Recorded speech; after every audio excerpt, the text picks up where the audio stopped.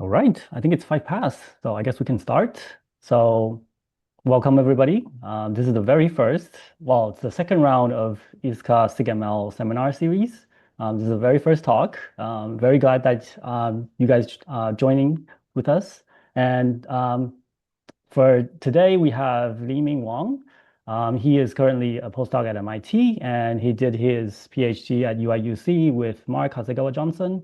And he has been working on unsupervised, or should I say, unpaired ASR for a really long time. And we're happy to have him and to talk about, unpaired ASR and in a more general setting. So Li-Ming, you can take it away. Thank you. Thank you. Thank you for the introduction. So today I'm going to talk about language universal speech technology from unpaired data.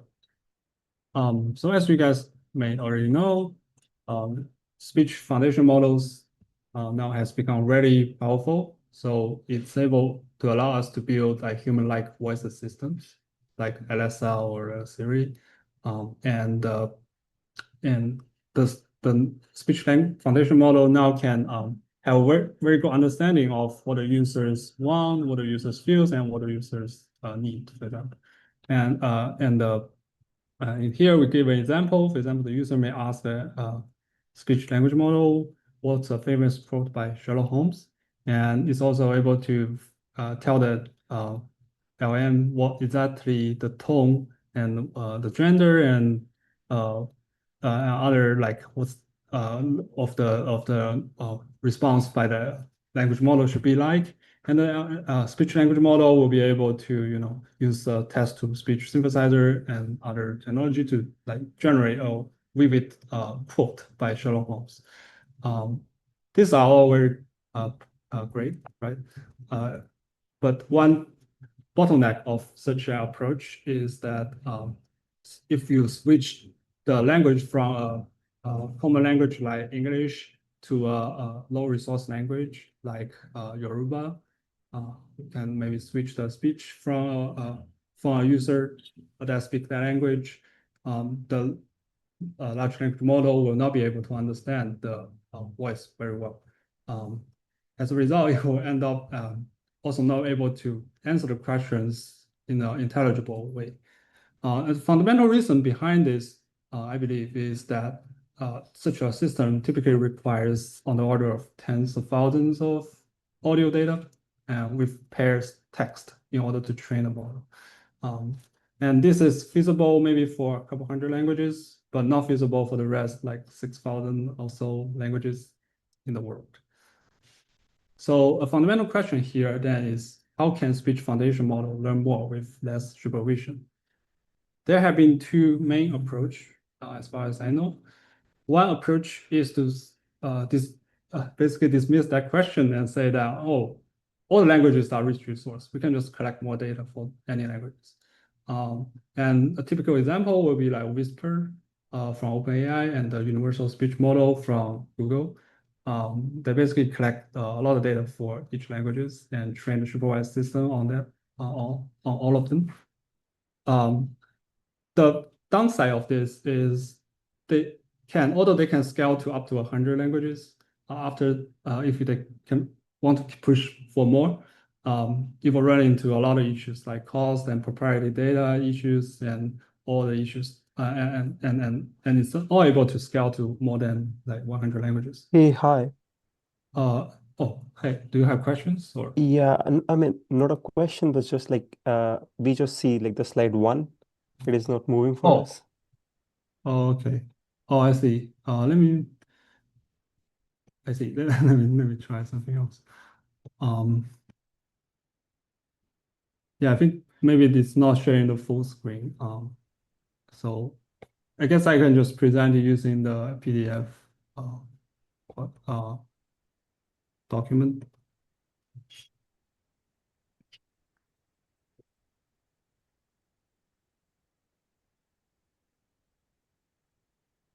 Yeah, maybe I can go from here again and just briefly mention the type of approach. So I was talking about can you see the screen now? Can you see the slide? Yes. Yeah. So basically, I was talking about first approach, which is basically a supervised approach and plus like data collection. And this approach is shown on the left, and some examples will be whisper and universal speech models. And yeah, I was arguing that it's basically a very costly method, and for the second approach is basically on the right, which is basically say we don't need any text at all, or let's just train a LLM from just speech alone. And the advantage of this is that it's much lower cost because we don't need to annotate any data for the new language. And also we know from previous studies such as SLSR that the model can generalize pretty well to unseen languages. But the disadvantage of this is that the output is not directly, both the input and the output are not directly human interpretable, human readable. And in order to make a human readable, you will need additional pair data.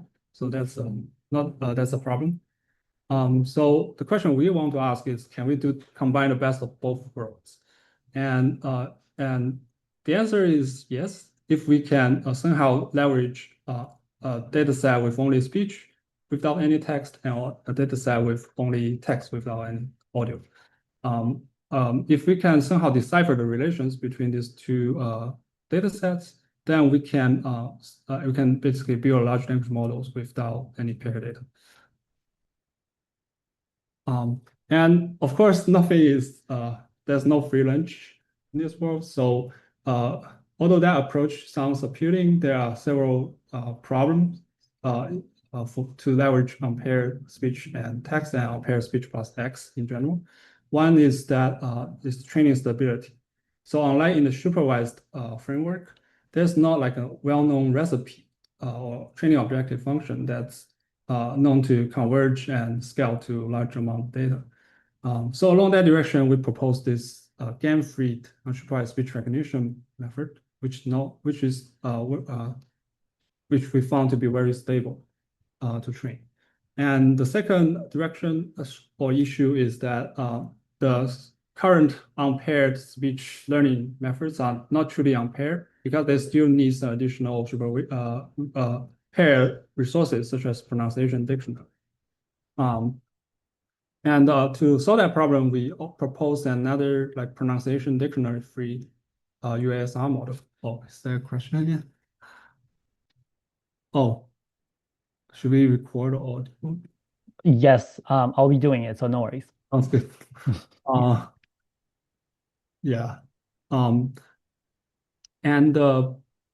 this work is actually collaboration with a very close collaborator of mine called Junrei and as well as other people. And I want to thank my collaborator for all these projects. And the other issues I have is of unpaired learning is currently we can only learn with unpaired speech and text. Can we extend this approach to unpaired speech and other modalities such as sight language videos? And along that direction, we also propose a model of that. Yeah, I will talk about all three models in the subsequent talk. And so first, I will talk about how can we make UASR train more stably. And just a bit of background of unsupervised speech recognition. So existing best approach of UASR.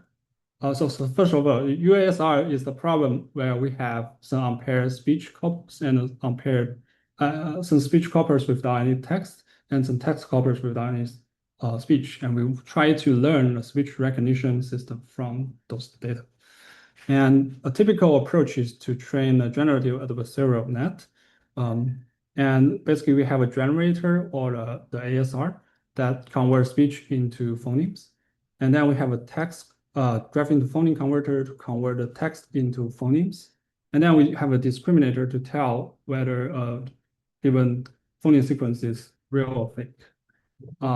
This approach has been shown to be well performed and achieve similar performance to supervised techniques on libre speech.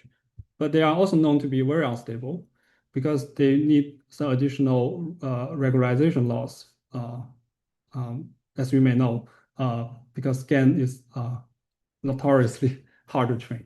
And you need to tune the weights very carefully for the model to converge.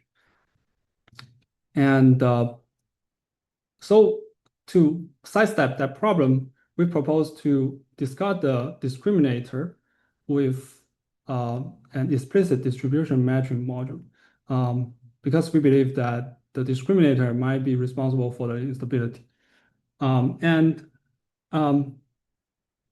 But there's also another concern, which is the fact that if you do explicit distribution matching, even though that's possible because the output from the generator is discrete, and we can compute the distribution exactly given sufficient amount of memory and compute. But it's very compute intensive because the number of possible n-grams can grow very quickly as n becomes large. So instead, what we're trying to do is we focus on lower order n-grams, such as the positional unigrams and lower order skipgrams. So the skipgrams are basically similar to bigram, but there's some skip steps between nearby tokens when we compute the statistic. And we can generalize that to n skipgram, where there's some steps between all the n-grams. And if you think that approach is too naive, we actually prove some theoretical guarantees for using positional unigram matching.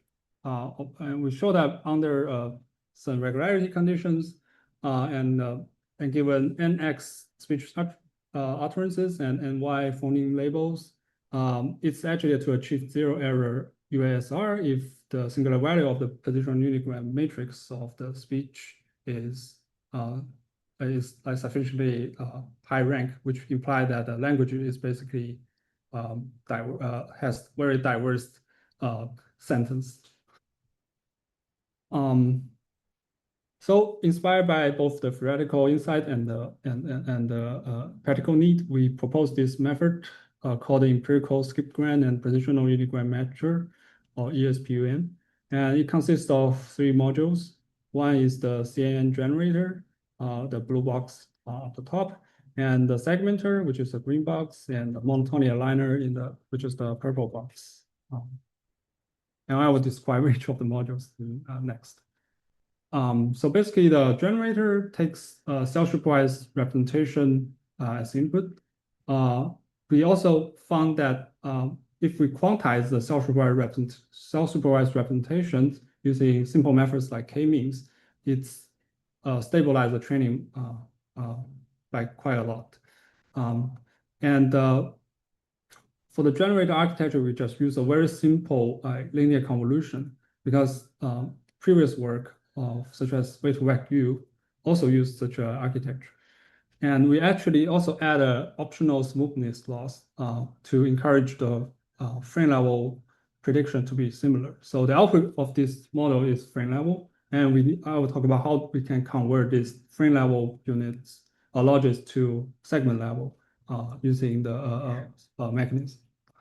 So the second component here we have is the unsupervised phoneme segmenter, which is much larger CNN with 6 layers, and tries to basically do some kind of behavioral cloning on some unsupervised phoneme segmenter.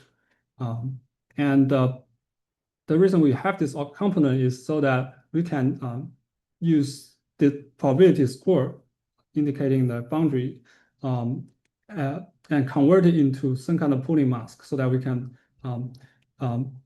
convert the frame level logic to segment level. And to do that, we propose this differentiable monotony aligner method, where, as you can see on the very left, this vector is basically the probability score of each frame being a segment. And then we use a COMSUM operator so that basically each score is approximately the segment index of each frame.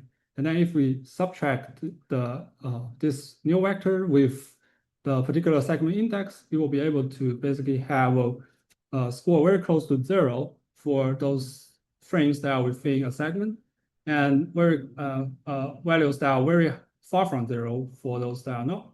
So as a result, if we just take a softmax or with some additional like absolute values and so on, we'll be able to build like a differentiable pooling mask on the right of this top graph. And then this pooling mask can then be taken with taken a dot product with the frame level logics to create a segment level logics. Yeah, let me know if you have questions.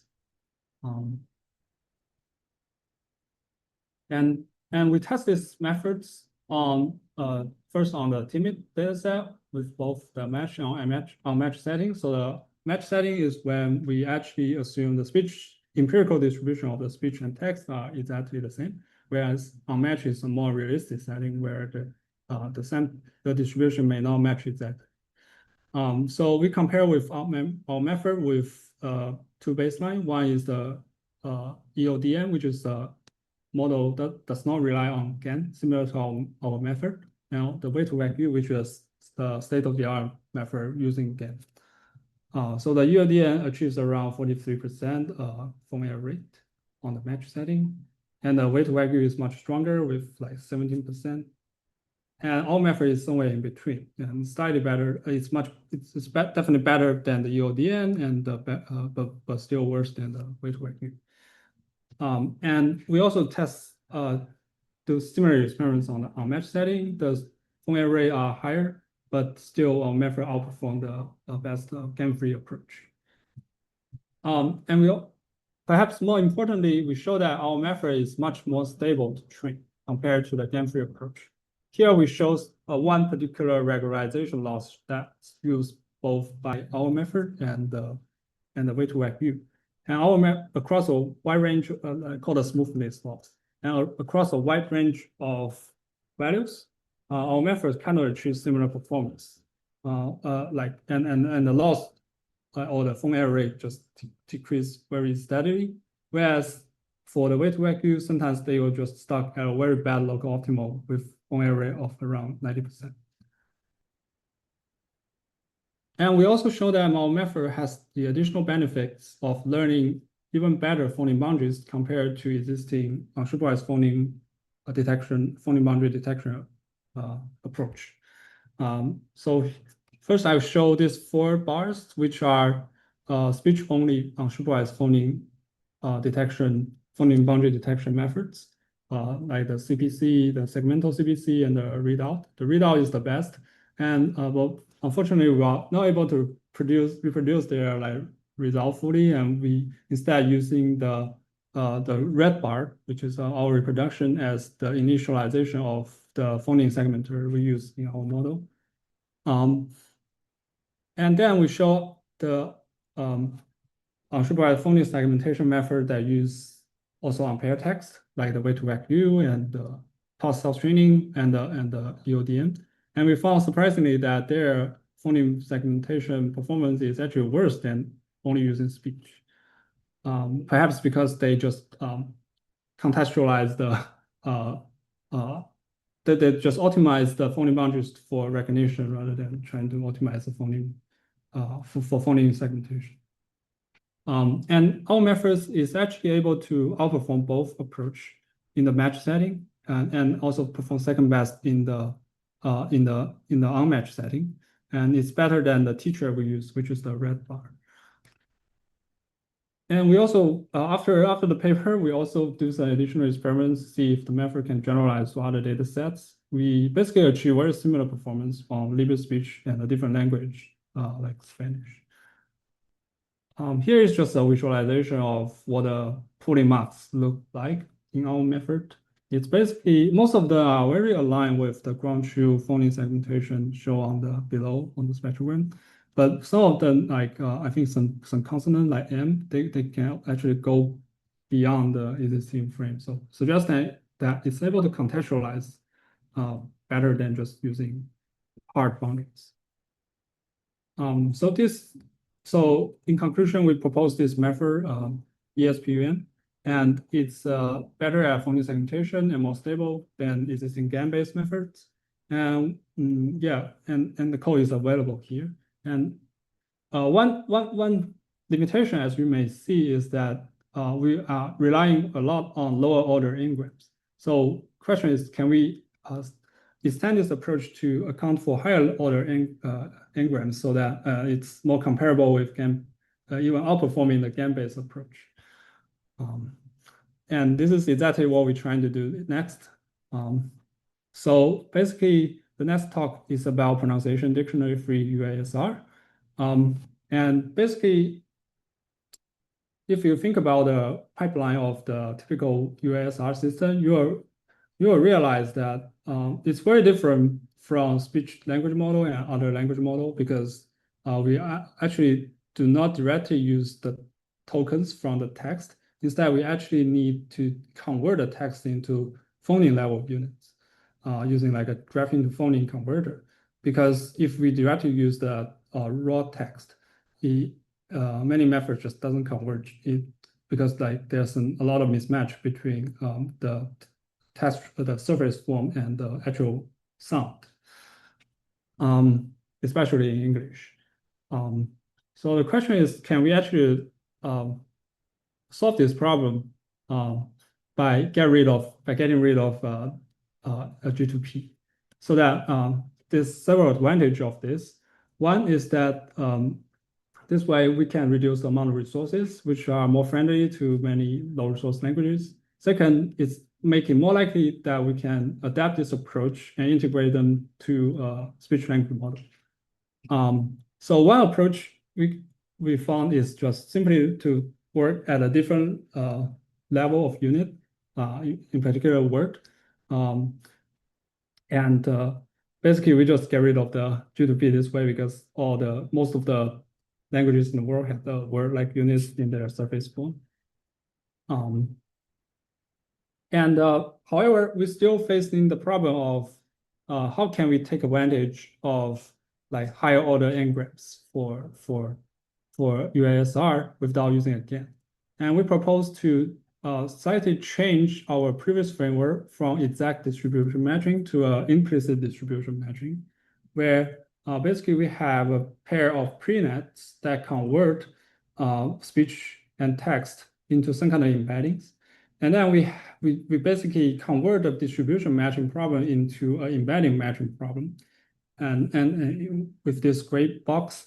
And then we translate the embedding back to the corresponding modality using a pair of postnets for speech and text.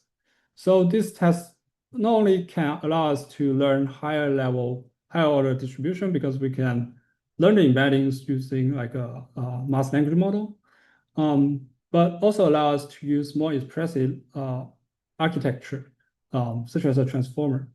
If you remember in the previous talk, we actually use a very, very simple architecture like a linear convolution layer. So this will also improve the performance. And inspired by this framework, we then propose a more concrete method called a joint speech text token infielding. It has very similar features as the general framework, except that we also have we designed the loss functions, and we designed a special mass language modeling encoder, and we also designed the word level speech tokenizer. And we as I promised, we use a much more expressive architecture based on transformer. And actually, I haven't really talked about how we can use this implicit distribution matching methods during inference.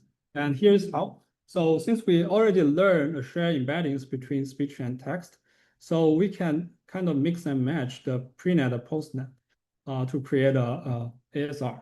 So the idea is that we first pass the speech waveform into a speech prenet to map it to a joint the shared embedding space, and then we contextualize it using the ML encoder.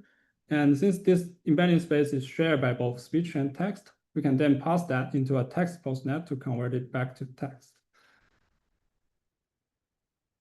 And I will also briefly describe the speech tokenizer I use, which is slightly different from the ESPUM method, because we found that in the previous method, we actually freeze the discretization component so that it's not really learnable, and that may limit the performance of the method. So we decide to change it so that it's also trainable with the method, with the whole model. And the idea here is that instead of doing differentiable soft pooler after the quantization, we decide to do it before that, so that we have segment level representation that's trainable. And then but unfortunately, we found that if we train a vector quantizer on top of these embeddings, the training becomes very unstable. So we decide to actually freeze the codebook from the k-means clustering, and that turns out to work pretty well.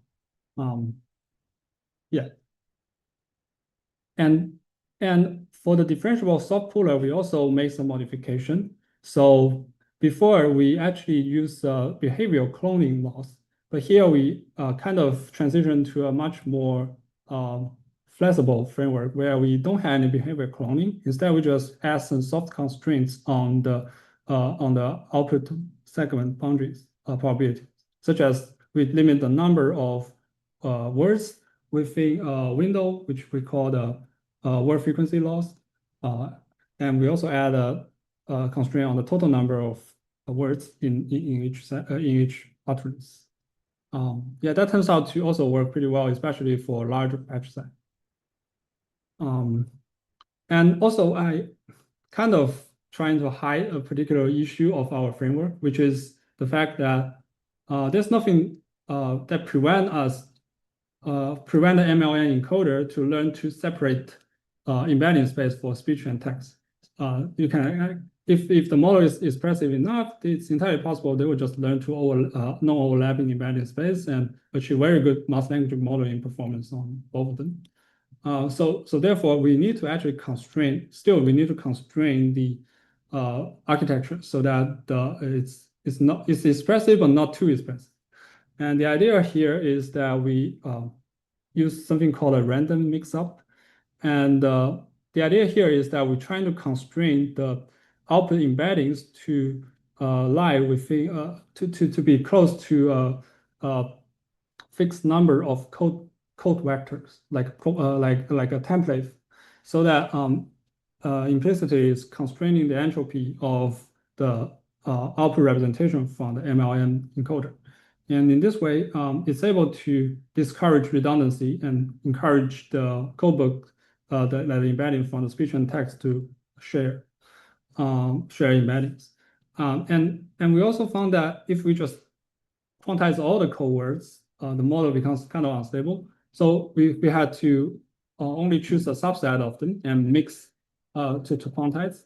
And that turns out to kind of achieve the best performance.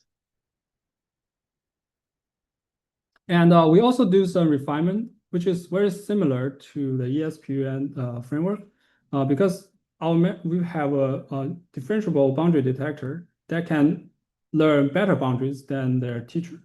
So we can actually use the new segment boundaries as the new teacher and then train the model again. So that's the first type of refinement. The second type of refinement is much more standard. It has been used for previous method like way2waq, which is to do self-training. So basically the idea is to feed the labels generated by our unpaired method to a supervised ASR. And it turns out that if we choose the supervised ASR architecture to be strong enough, it's able to learn better transcripts. And another issue I kind of trying to hide is that although word level avoids the use of GTP, it also creates another problem which is the fact that there are just too many words for many languages. And in fact, even worse, the word distribution is highly imbalanced and satisfy something called a zip law. So basically, that means the word count is disproportional to the word rank up to certain order. This is not a friendly distribution. It creates a very long tail of rare words. This is both create issues for storage, but also issues for learnability, because many real words can have very similar n-gram distributions and make it distinguishable. And we couldn't think of a very complete solution. So instead, we choose for a very simple solution, which is trying to replace real words with OOVs. And basically, this it's very simple. Basically, we count the number of word frequency for each word, and then we basically replace words that are lower than a certain rank to a special symbol. And it turns out that this simple approach also has some theoretical guarantee. So in our previous paper, we show that this is informal. So under some regularity conditions, if the n-gram token counts of the spoken language is sub-Gaussian, then UASR can achieve zero error. So OOV intuitively is kind of trying to convert a hairy tail distribution to a bounded distribution, which is known to be sub-Gaussian. And we test our methods first on a curated data set because we made too many changes. We were not sure if it will work initially. So we tested by basically sidestep the OOV issues and just focus on the top 1024 vocabulary on Libra speech. And we compare with a couple of baselines. First is the reborn, and the second is our previous method. So reborn is actually a refined version of the weight-to-wag view, and it's known to achieve much better performance than weight-to-wag view. So if we can beat reborn, that means we can also beat weight-to-wag view. So for reborn, it's around 25% with self-training and 35% without self-training. And for the ESPUM, we found that on the word level, our method is actually more stable. And because our method is more stable, it also performs better. Oh, actually, I should mention that the reborn doesn't operate on the word level. Instead, it's operate on the character level because it doesn't work on the word level. It's way too unstable to train. So this is also another advantage of our approach because we don't really need to know the character structure of the method or of the language. And with word level, our methods, our previous method already outperformed the reborn. And although our improvement is not as much with self-training. But if we try JSTTI, it outperforms both with and without self-training by quite a large margin, like 10%. And we also test our methods on a more realistic setting where basically we now had OOV words. And we found that our method kind of is very robust to that kind of OOVs. And it's able with like several stages of refinement, it's able to achieve similar performance to the case with only 1024 words. And we also tested on the truly unpaired setting or the unmatched setting. And the performance is worse as maybe expected, but still the performance remain quite promising. And it's actually ongoing work for us to further improve this result.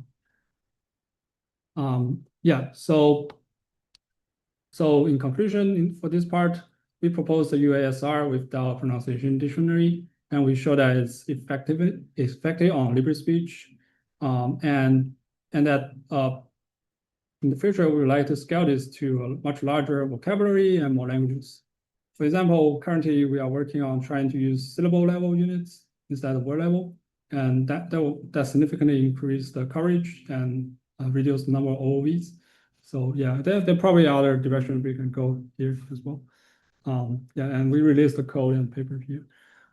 And finally, we'll talk about much more exploratory direction, which is supervised speech to sign language recognition.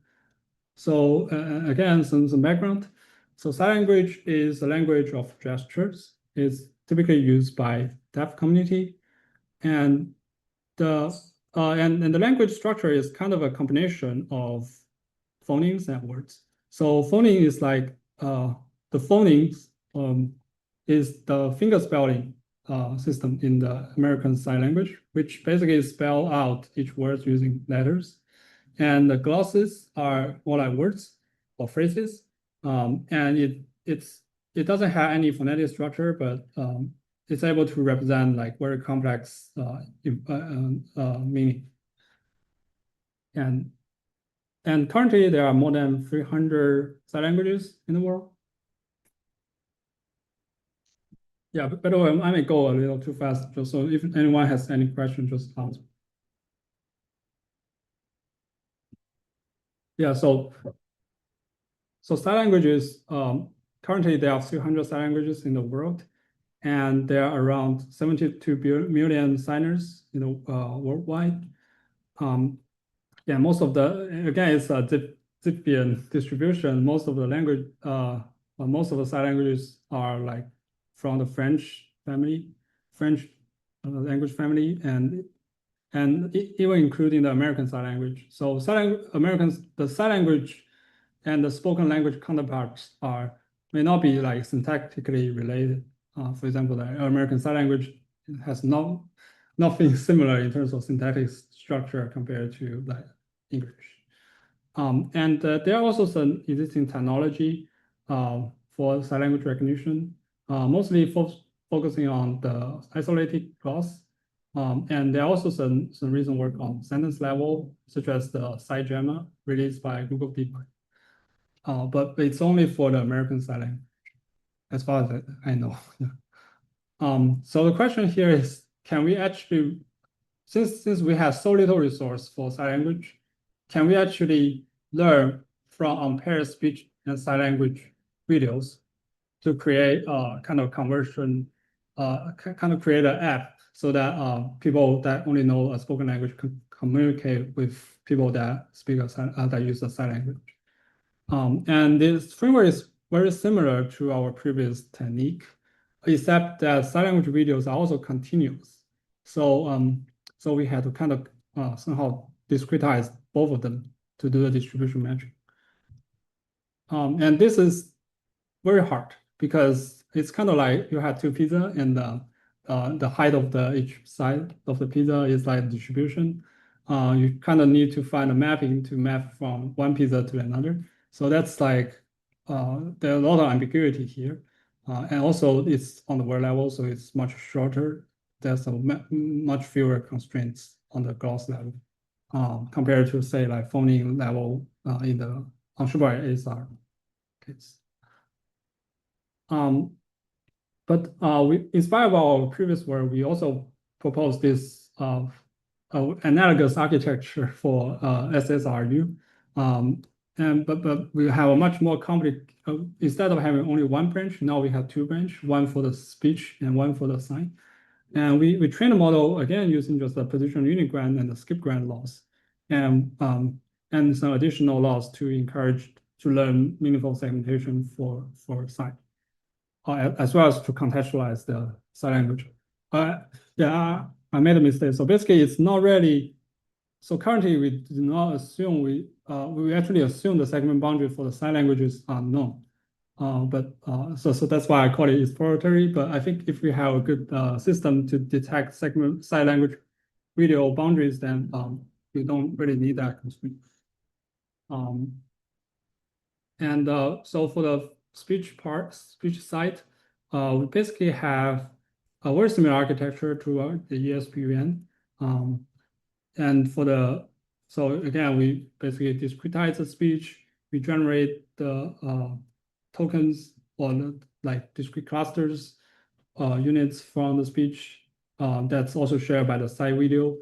And then we compute the unigrand and skip grant probabilities. And for the sign language video, we first use ICD feature extractor to capture the motion information from the videos. And then we use the CPC encoder to contextualize the gloss level features. And again, we do some k-means clustering at the end and compute the low order statistics. And we then use a simple L1 loss to match the distributions. We also compare with, we also use a GAN objective, but we found that very unstable, and it performs less well. And we actually, the other reason why I call it exploratory is because the data set is also synthetic. We actually create a concatenated word data sets using gloss level videos and transcripts from LibreSpeech. So we did not really account for any like syntactic informations, syntactic mismatch between the two languages.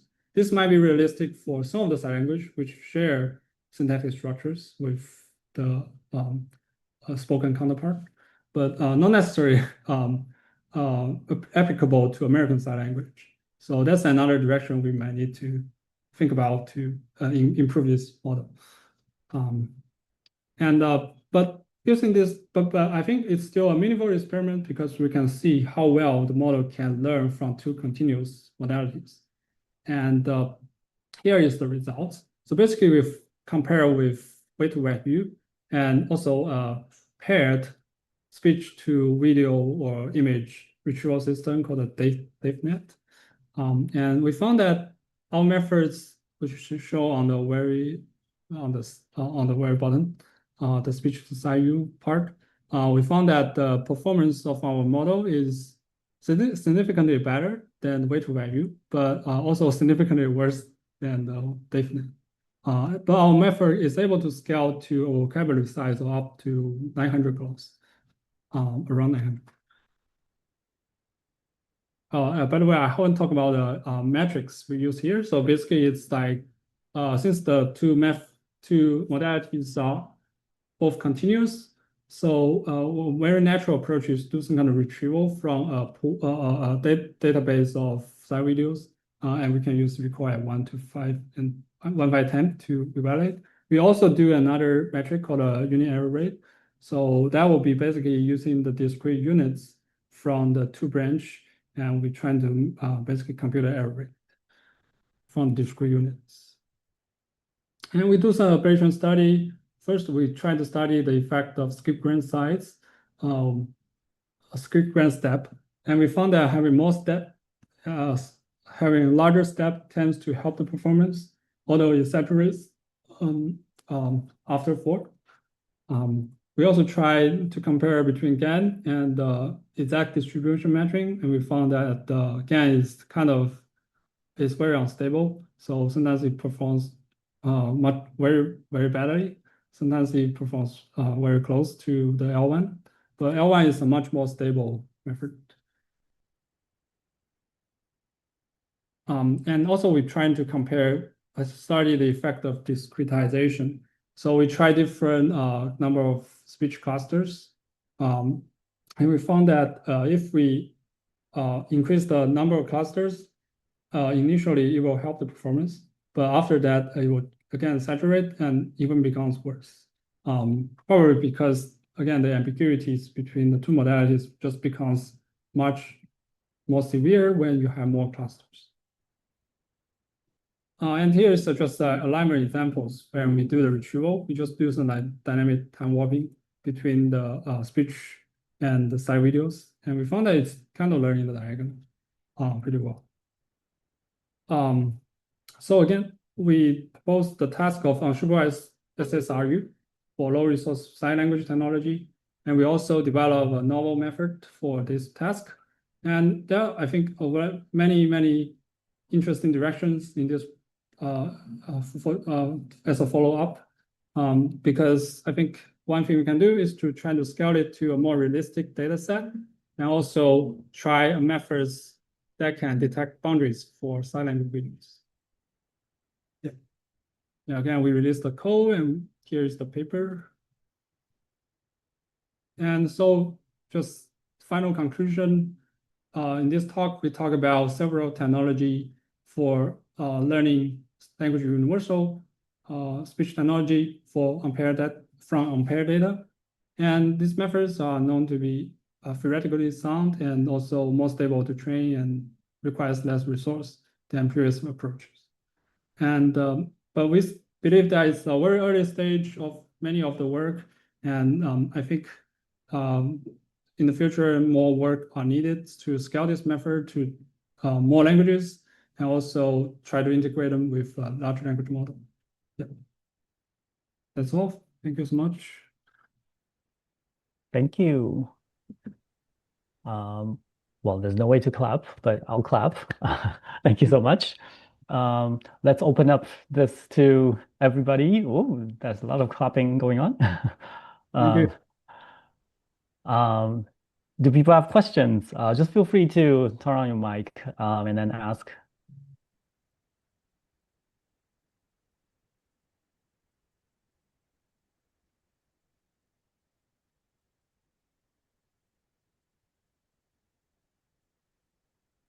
Okay, I know people are shy, and so I'll just go first. I actually have plenty of questions. Which one should I go first? One thing is about your monotonic aligner. Oh, yeah, sure. I can go to that slides. Yeah.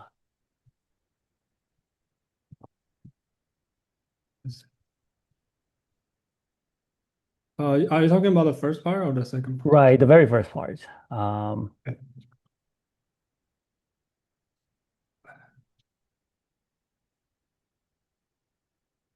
Right, this slide. So the output is 0 and 1, and I assume those indicate whether the boundary is there or not.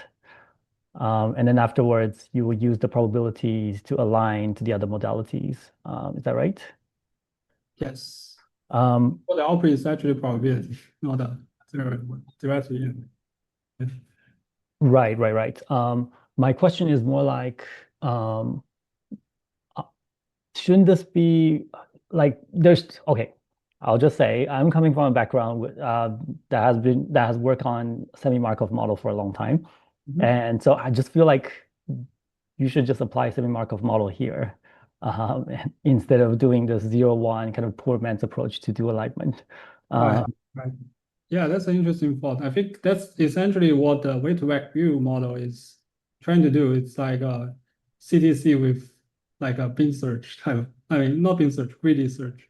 So they are like the way CTC weight-to-vec view was doing is like they merge consecutive frames that had the same logic, like had the same prediction, and that's essentially what the CTC was doing. And CTC you can think of as kind of reverse version of a Markov chain. So yeah, I think that's a promising approach, but unfortunately, when we try that, it doesn't work. Okay. It's way more unstable than just have a differentiable boundaries. And yeah. Okay. There's a lot of like dark art here. Like it's not clear what works, what doesn't work. So kind of need to try out. Yeah. Okay. Well, since you mentioned dark art, I'll ask maybe, this is one of the questions that's looming in everybody's mind. So this is a very high level question.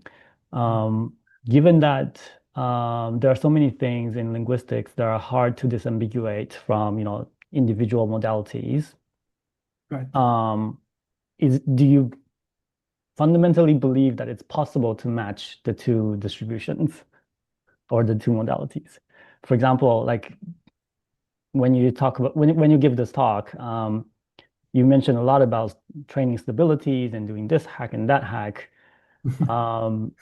Do you feel like in order to make things work, it's actually the heuristics that's driving what the model is doing, or do you feel like we're actually making progress figuring out how to align the two modalities?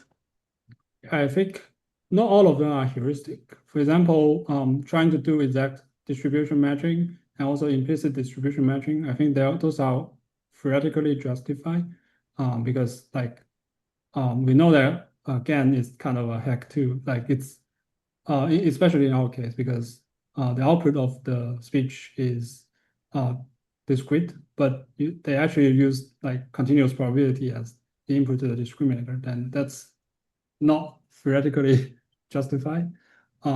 So whereas if you use discrete units and then do distribution matching, that's exact. So you can actually compute the distribution exactly and with a sufficient amount of data, and suppose that speech and text are like from the same language, meaning that the distribution match exactly, then it's theoretically possible to learn the mapping. And also the implicit approach, we actually trying to limit the entropy in the language model encoder so that it can learn the joint shared embedding space. I also have some theory on that. So I think that part is also justified theoretically. But unfortunately, I agree that the differential boundary detector part is like a lot of hack, especially adding those constraints and all that. And also, why does discrete units are more stable than continuous units? I don't know. That's also kind of a hack. Yeah, so I don't think I fully agree with your take. And the second question I think is about whether I truly believe that this, especially I think you're talking about the third talk, if the speech and text have very different syntactic structure, even though they had maybe same meaning, had the same semantics meaning, can we still do that? Can we still align them without paired data? I think I was referred to previous work on like unsupervised machine translation work. They have been able to do that for at least related languages. So I think I think there's some limits to that. Of course, if the syntax are too different, of course it's impossible. But suppose the syntax are similar in some sense, then I think it's possible. Yeah. Right. Yeah, I just have a feeling. No. So I'm just really playing the devil. I'm not disbeliever. I have a debate about this. Yeah. But yeah, I think if you talk to linguists, they'll be like, they can come up with a lot of corner cases, counter examples where you just cannot. For example, in the translation case, there are cases where you just cannot align. In speech, there are also cases where you just cannot align, right? If you have homophones, if you have words that have multiple pronunciations, things like that. Yeah. I mean, there are always subtlety there, but I think if you use a sufficiently. Whoops. Oh. Oh well, Leaving dropped off. Well, we're at the time anyways, so if people want to hang around and I can ask more questions, and if you have more questions, you feel free to hang around as well. Our next talk would be next Friday. We'll have Mengjie Chen to talk about error corrections with LLMs. So pay attention to the announcements, and then I will send out an email very soon. All right, see you guys. Yes, I will definitely ask Liming for the slides, and so don't worry about that.